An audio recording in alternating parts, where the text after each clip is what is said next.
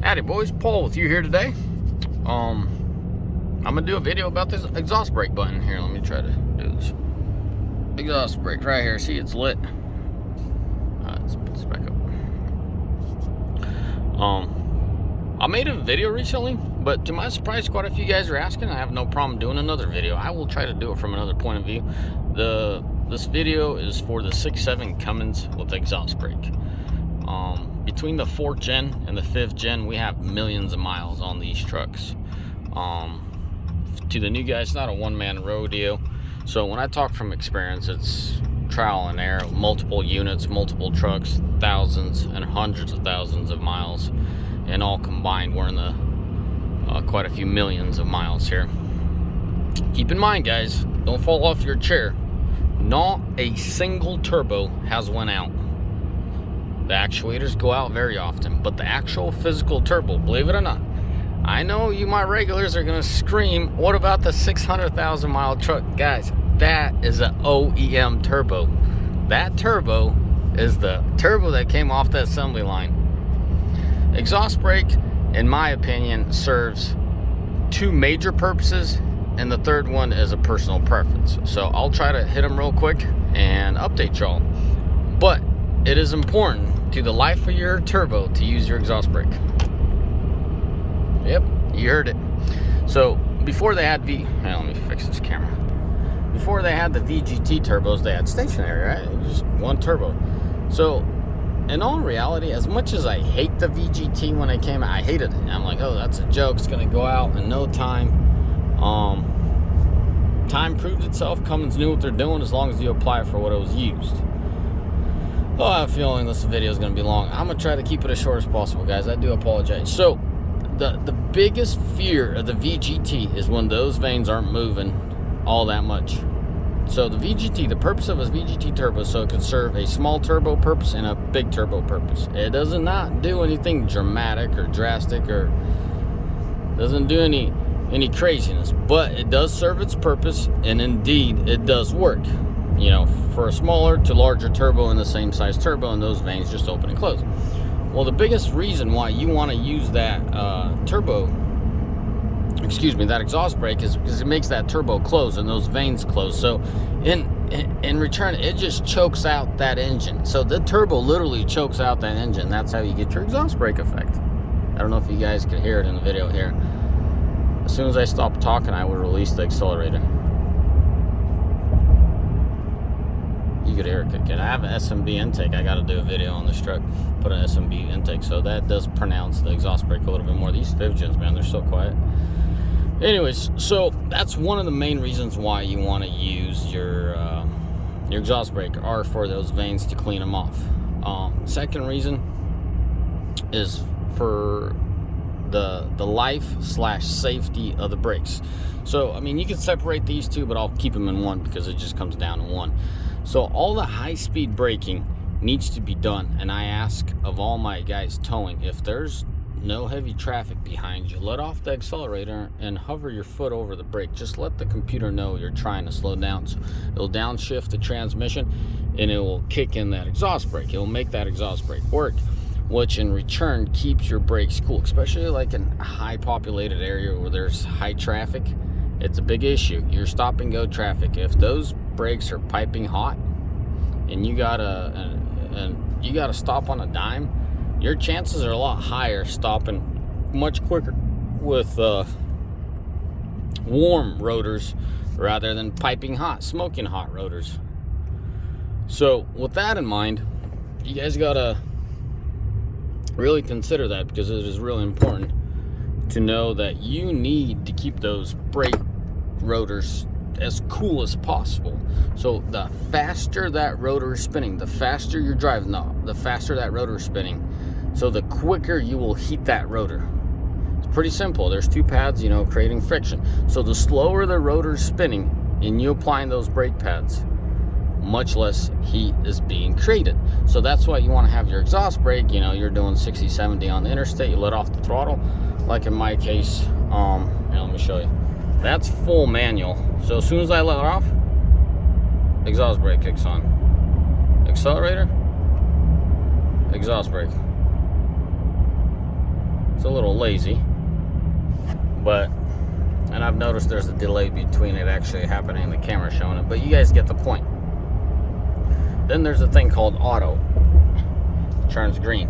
So now, as long as when I let off the accelerator and I don't touch the brakes, nothing happens. As soon as I apply the brakes, you can see that thing go up. Boom, exhaust brakes turns on. So whatever you do, and if you're an auto and you're on the highway, you're coming to an exit and there's not, I mean, there ain't no one on your tail pushing you really hard. Take all the time you safely can to let off the throttle, hover over the brakes if you're an auto, and let that exhaust brake slow you down. This is very important, guys. This is a very big safety issue if you're towing. Now, when you're just driving a regular pickup truck, it's more of the wear and tear of the brake system. But if you're towing, it's a must. I highly advise it. You know, and even if you're driving in a fairly heavy traffic area, give it a little bit of time. Look, let that exhaust brake knock off the high speed as much as it can. Don't be the guy impeding traffic, but you know, use balance. But that's what I'm saying. Try to use that exhaust brake as much as you can at high speeds. That is super, super important. That's going to be a difference between doing your brake pads every 40, 50,000 to a dude like me that 220. They're still brake pads, but because of so many heat cycles, I chuck them. My rear pads on my trucks in a lot of cases last over 200, but 200 is my mark. Anytime a truck's over 200, I chuck them because they tend to disintegrate after 200 at one or another. They'll unglue from the metal piece and go flying. But anyways, we're staying focused on exhaust brake. Right now I'm coasting, you know, in auto. My rule of thumb that I use for myself is I'm always in manual around town, and then when I'm on a trip and I'm on the highway, I use auto because I could coast. And then when I need it, I lightly apply my brakes and I knock off a little bit of speed. Well, in this case, my tow haul isn't on, so the exhaust brake is doing minimal, but it still helps.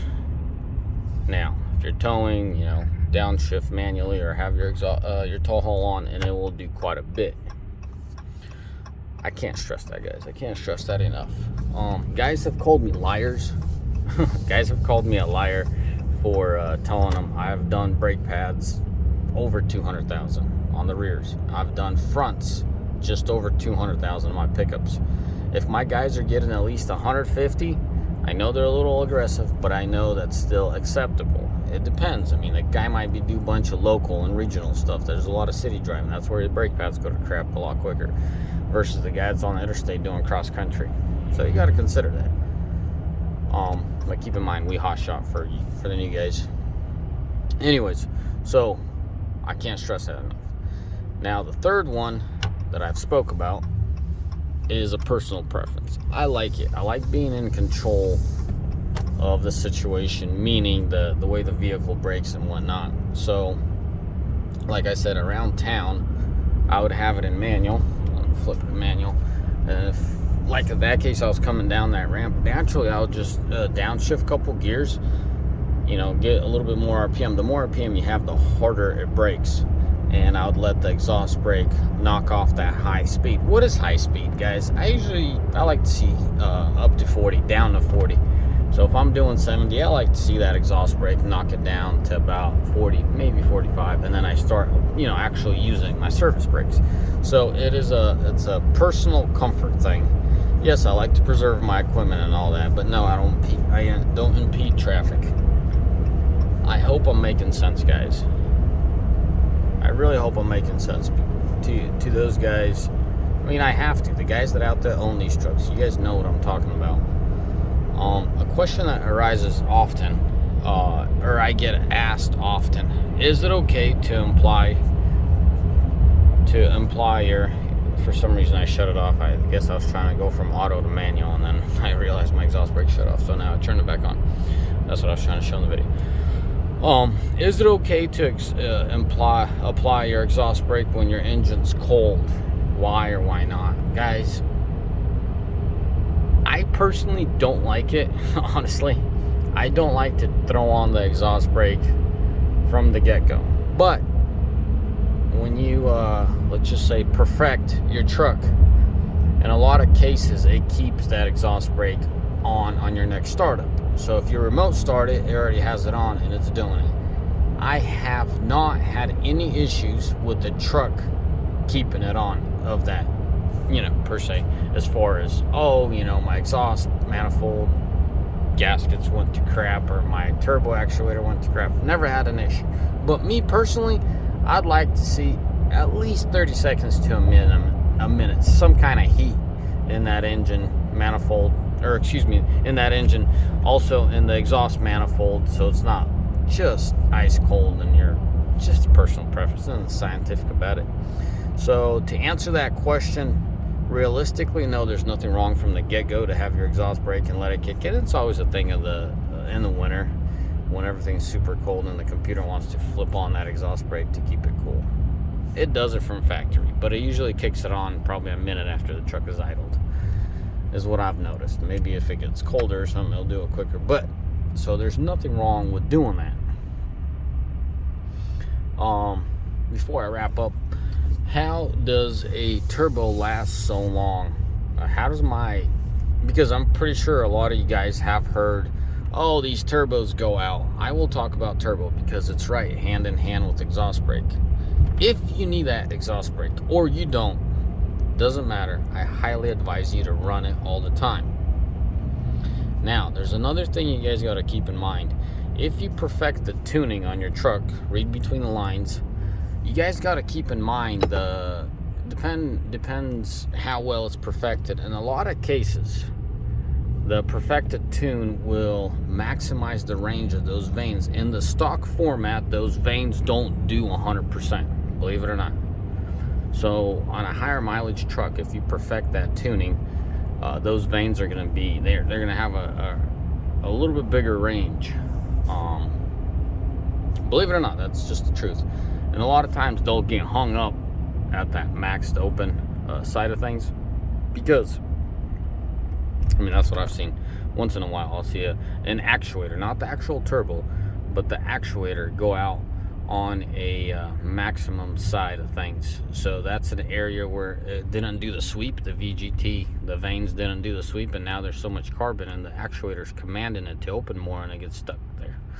So two things, it's very important when you're changing out your actuator to physically get your hand in there and range the turbo from minimum, meaning from 0 to 100. There's that little lever in there that the motor spins, turns, but that lever, reach your hand in there before you change out your actuator and go from nothing to full. It should be it should be a tight movement.